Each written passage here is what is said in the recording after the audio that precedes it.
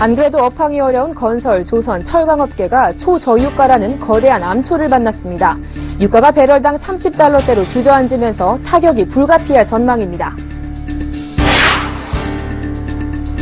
오펙 감산 합의 실패로 오일머니가 국내 증시에서 빠져나갈 것이라는 우려와 달러 강세까지 겹치면서 오늘 코스피 1950선이 붕괴됐습니다. 코스닥도 2% 넘게 빠지는 등 국내 증시가 대외 약재에 맥을 못 추는 모습입니다. 현대건설과 현대엔지니어링 간 내홍에 현대건설이 그간 애지중지 키워온 힐스테이트를 포기하려 한다는 얘기가 나오고 있습니다. 아파트 브랜드 3위인 힐스테이트의 가치가 떨어지지 않을까 우려되는 상황입니다. 불평등 정도를 수치화한 진위 계수가 최근 2년 새 나빠졌습니다. 양극화가 심화되면서 사회 전반적으로 불평등이 심화됐다는 분석입니다.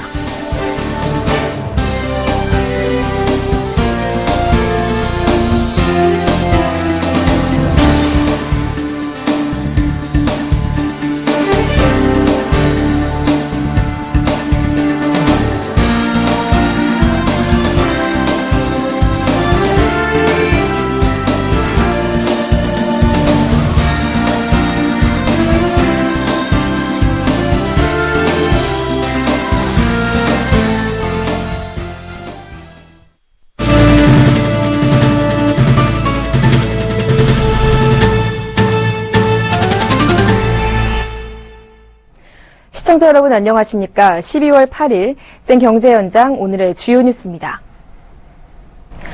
국제 유가가 배럴당 30달러대로 떨어지자 국내 산업계가 불안에 떨고 있습니다. 유가 하락이 일부 도움이 되는 업종도 있지만 장기적으론 국내외 경제의 악재란 지적입니다. 조주희 기자가 전해드립니다. 어제 뉴욕 상업거래소에서 1월물 서부 텍사스산 원유 가격은 37.65달러에 거래를 마쳤습니다. 2009년 2월 이후 최저치입니다. 일반적인 유가 하락은 우리 경제가 수입 석유에 대한 의존도가 높다는 점에서 기업의 투자와 가계의 소비를 촉진합니다. 특히 자동차, 항공 등 일부 업종에선 저유가로 인한 수익성 개선도 기대할 수 있습니다. 그러나 유가가 초저가 수준으로 떨어지고 기간도 길어지면서 유가 하락이 국내외 경제에 끼치는 부정적 영향이 더 클 것이란 우려가 나오고 있습니다. 가장 크게 타격을 받는 건 건설업계입니다. 12월 현재 해외 건설의 중동 지역 수주액은 약 147억 달러로 지난해 300억 달러에 비해 절반가량 감소했습니다. 이는 2006년 이후 중동 지역 수주 금액 중 가장 낮은 수치입니다. 저유가 우려는 철강업계도 마찬가지입니다. 저유가 지속 시 미국 셰일가스 업체들의 생산성 악화로 공장 가동 중단, 파산이 확대되고 이로 인해 셰일가스 채굴에 사용되는 위정용 강관, 가스를 수송하는 수송관 수요 등 강간 수요가 감소하여 한국 업체의 대미 수출 감소가 불가피할 전망입니다. 조선업계도 상황은 비슷합니다. 저유가에 따른 수익성 악화로 시추업체들이 발주와 계약을 취소하면서 조선 3사의 올 3분기 합산 적자 규모는 기존 1조 8천억 원에서 2조 1천억 원으로 크게 늘었습니다. 자동차, 항공, 정유업종은 유가 하락으로 당장은 반사이익이 기대됩니다. 하지만 중장기적으로 유가 하락은 중동, 남미 산유국들을 어렵게 해 세계 경제 위축을 불러 수출과 물류 감소를 초래할 수 있습니다. 서울경제TV 조주희입니다. 오늘 코스피는 외국인의 매도 공세에 1940선까지 내려앉았습니다. 코스닥 역시 2% 이상 급락했습니다. 이보경 기자입니다. 코스피가 오늘 1950선까지 내줬습니다. 오늘 코스피는 전거래일보다 0.75% 내린 1949포인트의 장을 끝냈습니다. 개장 초반 0.03% 오른 채로 출발해 닷새 만에 반등할 것이라는 기대를 낳았지만 이내 내리기 시작했습니다. 미국 금리 인상 우려에 따른 달러 강세 압력에 석유 수출국 기구 오펙의 감산 합의의 실패까지 더해지면서 투자 심리가 얼어붙었기 때문입니다. 현지 시간 7일 2016년 1월 인도분 서부 텍사스산 원유는 지난주보다 5.8% 떨어진 37.54달러에 마감했습니다. 2009년 2월 이후 가장 낮은 수준입니다. 중동 자금들 이탈 우려가 좀 확대된 게 좀 가장 크다고 봐야 되고요. 또 다른 면에서 이제 조선이나 해양이나 건설 이런 쪽에 추가인 리스크 요인들이 좀 발생하는 거죠. 최근 한 달간 3조 원 이상을 내다 판 외국인은 오늘도 1,904억 원을 내다 팔며 5거래일 연속 팔았습니다. 기관이 막판에 매수세로 돌아서 254억 원을 사들였고 개인이 578억 원을 사들였지만 추세를 돌리기엔 역부족이었습니다. 전문가들은 당분간 코스피 상승 전환은 힘들 것이라고 내다보고 있습니다. 달러 강세가 일단 한 분기 정도는 이어갈 걸로 보고 있기 때문에 내년 1분기까지는 일단 보수적으로 대응하는 게 맞지 않나 일단. 코스닥은 더 크게 흔들렸습니다. 코스닥은 2% 넘게 하락하며 668포인트의 장을 마쳤습니다. 제약바이오주가 3% 이상 떨어지며 지수를 끌어내렸습니다. 서울경제TV 이보경입니다. 올 한해 부동산 시장은 그야말로 화락을 보였는데요. 2015년 부동산 시장을 뜨겁게 달군 이슈를 모아 양한나 기자가 전합니다. 올해 부동산 시장의 이슈는 무엇보다 분양가 상한제 폐지와 9.1 부동산 대책의 후속 조치였습니다. 분양가 상한제 폐지로 분양 승인을 신청하는 민간 택지내 아파트 단지는 심의 절차 없이 분양가를 임의로 정하게 됐습니다. 또 수도권 1순위 청약 자격이 청약통장 가입 1년으로 단축됐습니다. 재건축 가능 연한도 최장 40년에서 30년으로 줄었습니다. 이처럼 주택 경기 띄우기 조치들이 줄을 이으면서 아파트 분양 물량은 2000년 이후 최고치를 기록했습니다. 전국적으로 아파트 신규 공급 물량은 50만 가구에 달했고 평균 청약 경쟁률은 11.5대 1을 기록했습니다. 저금리와 주택금융 완화, 전세난으로 주택 매매 거래량도 100만 건을 돌파했습니다.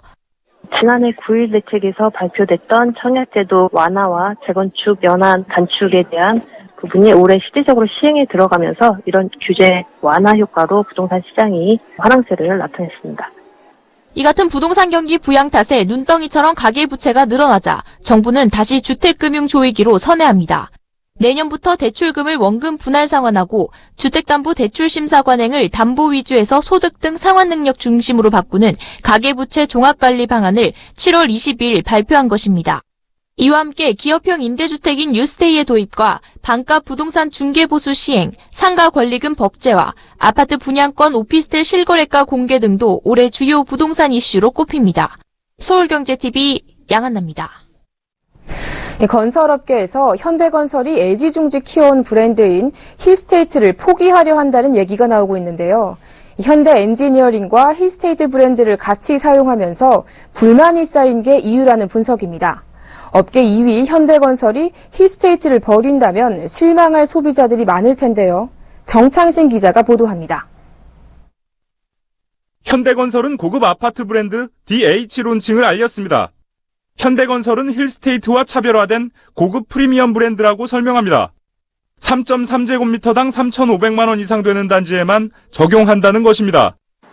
하지만 업계에선 현대건설이 인지도 높은 힐스테이트가 있는데 굳이 제2 브랜드를 내놓는 데는 현대엔지니어링과 힐스테이트 브랜드를 공유하고 있는 데 따른 불만이 크기 때문이란 분석입니다.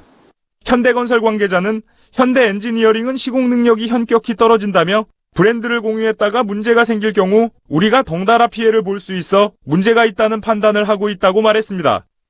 현대건설과 현대엔지니어링이 내용을 겪기 시작한 것은 지난해 7월 현대엔지니어링이 힐스테이트 브랜드를 같이 사용하면서부터라는 게 업계의 대체적인 시각입니다.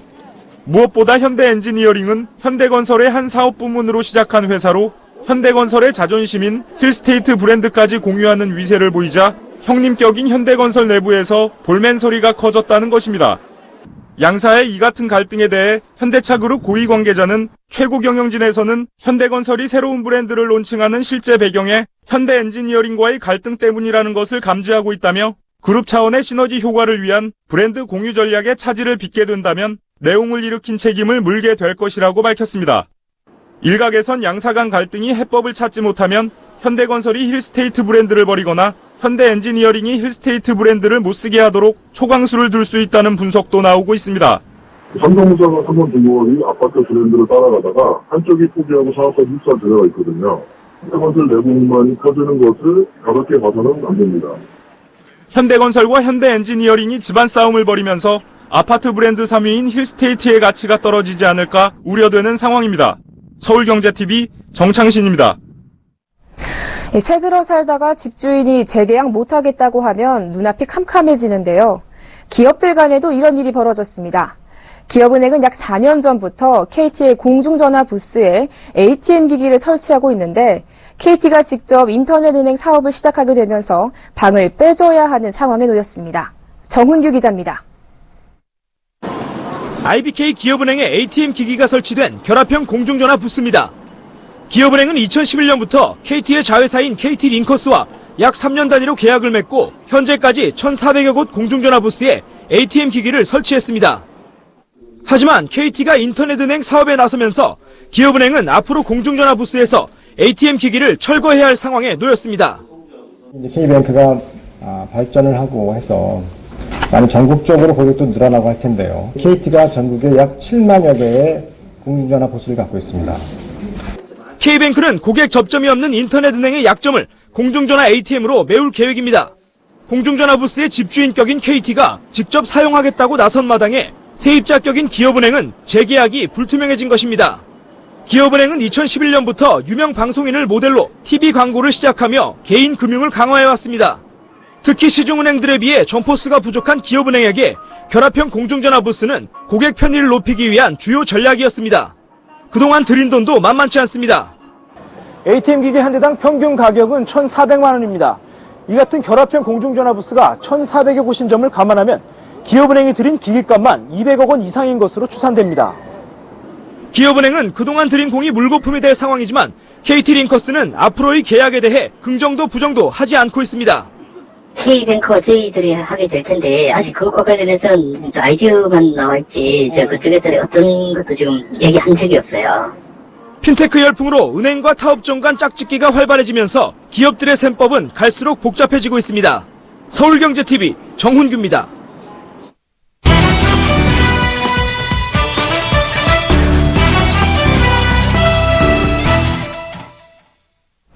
서민술로 자리 잡은 소주 가격이 인상되면서 여기저기 목소리가 커지고 있는데요. 일부 음식점에서도 소주 가격을 따라 올리고 있습니다. 소주값 인상 논란에 대해 보도국 한지희 기자와 정리해보겠습니다. 안녕하세요. 네, 안녕하세요. 네, 소주업계 1위죠. 하이트진로가 소주 출고가를 올리면서 이제 다른 주류 업체들도 슬슬 소주값을 올리고 있다면서요. 네, 맞습니다. 이 시장 점유율 50%에 육박하는 이 참이슬 브랜드를 가진 하이트진로가 3년 만에 소주 출고 가격을 올렸는데요.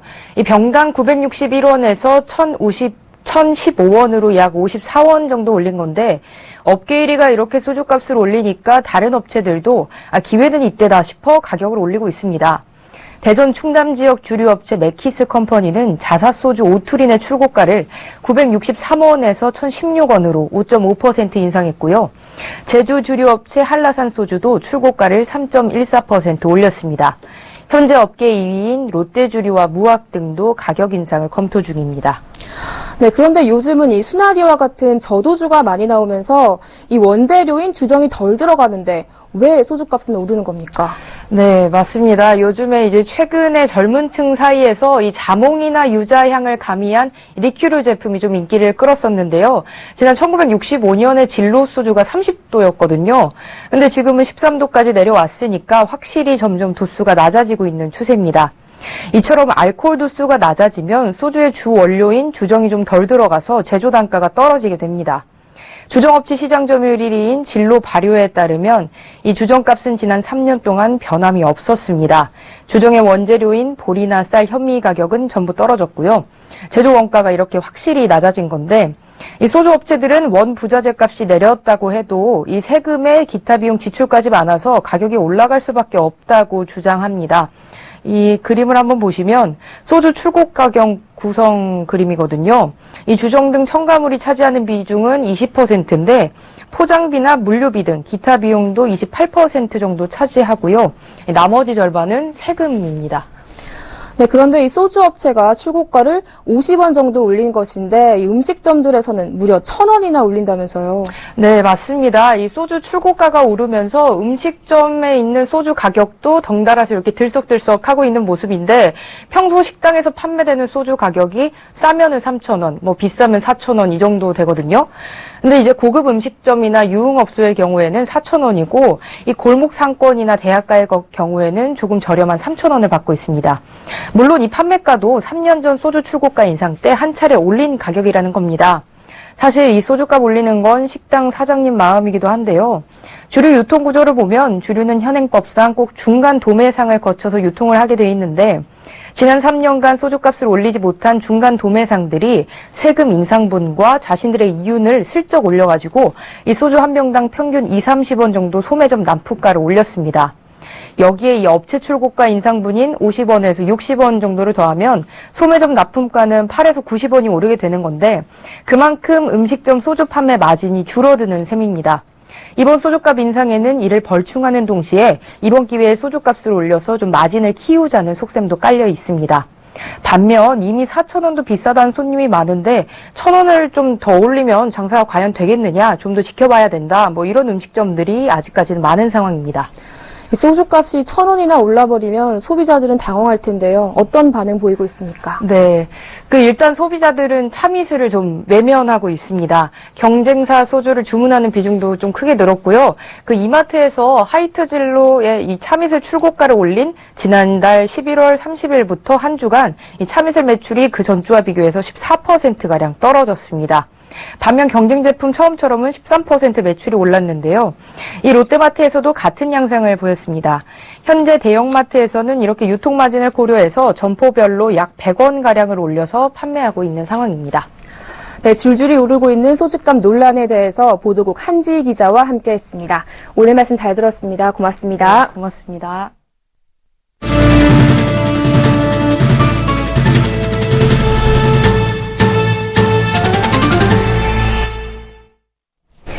양극화의 심화로 불평등이 전반적으로 심해진 것으로 나타났습니다.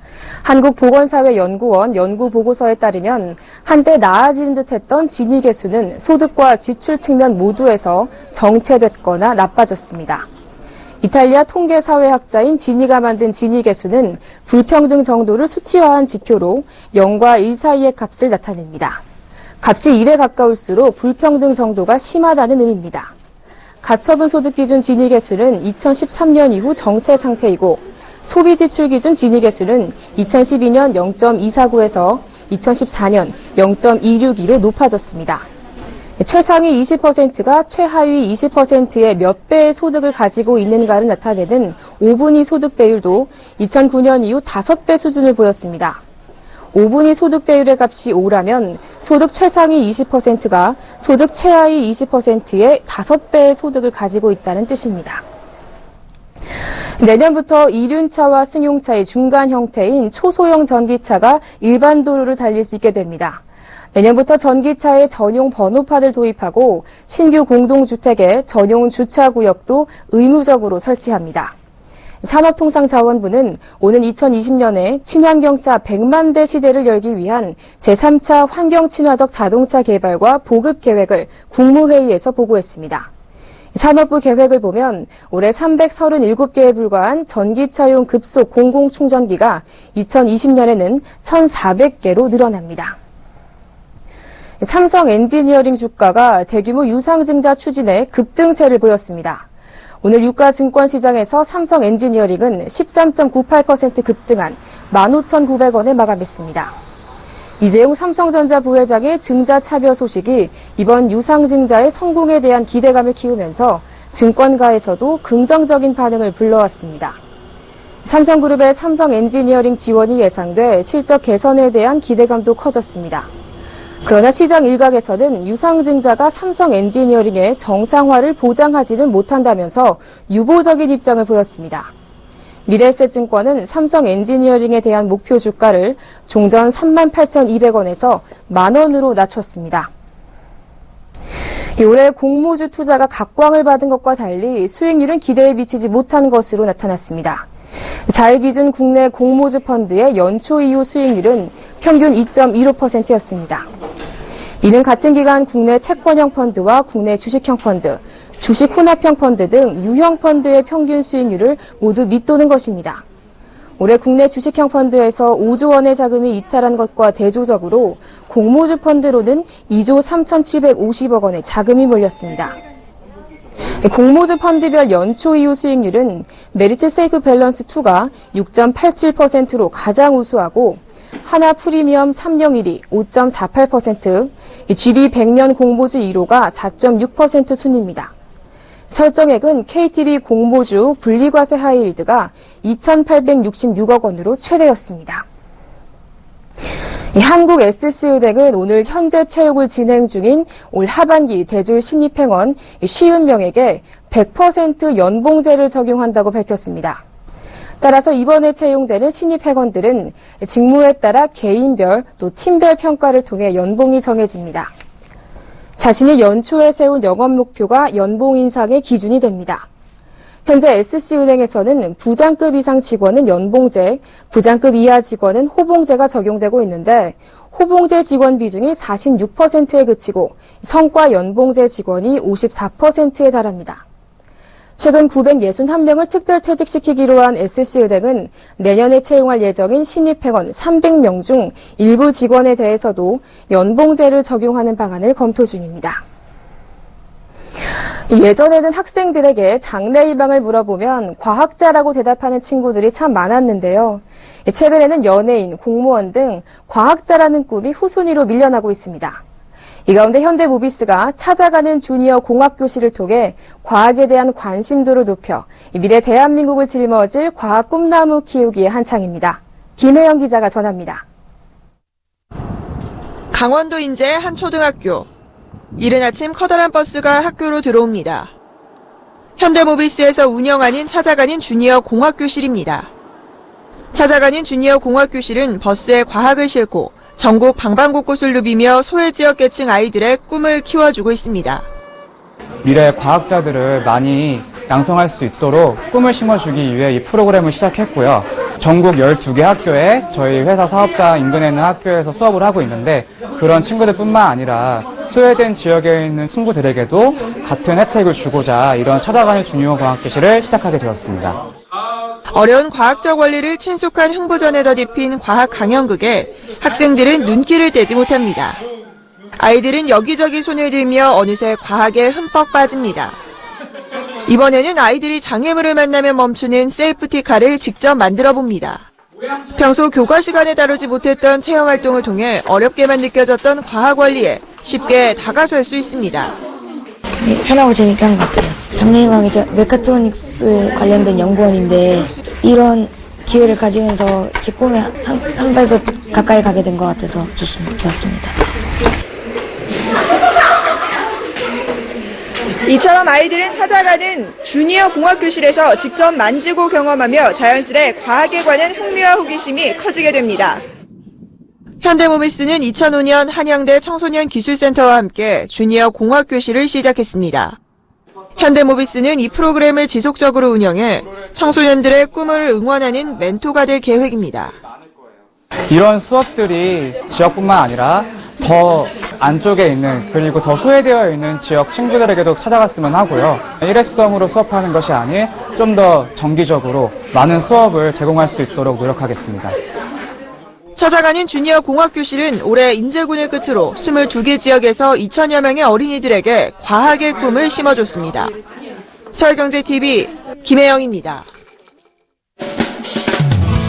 아파트 집단대출과 신용대출이 늘면서 지난 10월 한 달간 가계가 금융회사에서 빌린 돈이 11조 8천억 원에 달해 사상 최대 규모로 증가했습니다. 정부가 경제 활성화를 위해 내년 전체 세출 예산의 68%인 225조 원을 상반기에 중점적으로 배정하고 조기 집행에 나서기로 했습니다. 현대자동차그룹이 2016년 상반기 고용디딤돌 프로그램 지원서 접수를 시작으로 2018년까지 총 2,400명의 청년에게 자동차 부품 산업 직무 교육과 협력사 인턴십 기회를 제공합니다. 삼성물산이 리조트와 건설 부문의 건설 사업을 삼성물산 건설 부문으로 이관하는 등 조직 개편을 단행했습니다.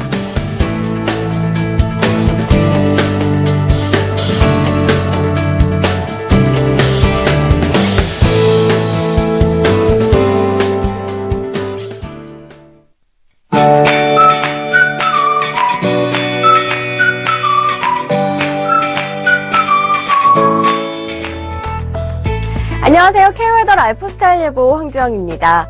내일은 전국이 오전까지는 맑다가 오후부터 구름 많아지겠습니다. 또한 한겨울치고는 포근한 날씨는 계속 이어지겠는데요. 아침에는 내륙으로 안개가 짙게 끼는 곳이 있겠고 제주도는 밤부터 비가 내리겠습니다. 내일은 대기질이 좋지 못합니다. 중부지방과 전북, 오전에는 나쁨 단계를 보이겠고요. 오후에도 한때 나쁨 단계로 미세먼지 농도가 높겠습니다. 중부지방 분들은 내일 환기는 좀 자제하시는 게 좋겠습니다. 오늘도 서울이 10도 가까이 높게 올랐는데요. 내일은 기온이 더 오르겠습니다. 아침에도 0도로 종일 영상권을 보이겠고요. 당분간 아침과 낮 모두 평년 기온을 크게 웃돌겠습니다. 특히 아침 기온이 매우 높아서 한겨울의 추위는 없을 것으로 전망됩니다. 현재 위상 영상 보시면 전국의 고기압권 내에서 맑은 하늘 보이고 있습니다. 내일은 동해상에 위치한 고기압의 영향을 받다가 점차 그 가장자리에 들겠습니다. 자세한 지역별 날씨 나절 예보로 알아보겠습니다. 전국이 대체로 맑다가 오후부터 점차 구름 많아지겠습니다. 서울 0도에서 11도, 대전 0도에서 12도 예상됩니다. 미세먼지는 중부지방을 중심으로 수치가 높겠고요. 속초 4도에서 12도, 강릉 6도에서 14도로 높게 오르겠습니다. 제주도는 점차 흐려져 밤부터 비가 내리겠고 광주 3도에서 15도, 부산 9도에서 16도로 종일 큰 추위가 없겠습니다. 남해상에선 비가 내리는 가운데 바다의 물결은 전해상에서 잔잔하게 일겠습니다. 목요일은 충청 이남 지방으로 비가 확대되겠고요. 강원 영동과 경상도는 금요일까지 비가 이어지겠습니다. 이번 비는 겨울비치고는 양이 좀 많을 것으로 예상되고요. 비가 그친 후에도 기온이 크게 떨어지지는 않을 것으로 전망됩니다. 기상정보였습니다.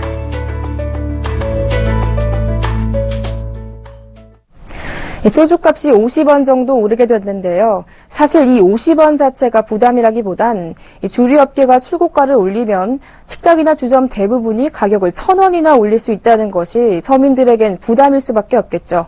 소주 한 잔에 애환을 달래던 서민들에게 이번 인상 소식이 불편하지 않을 수 없습니다. 생경제 현장 여기서 마칩니다. 시청해주신 여러분 고맙습니다.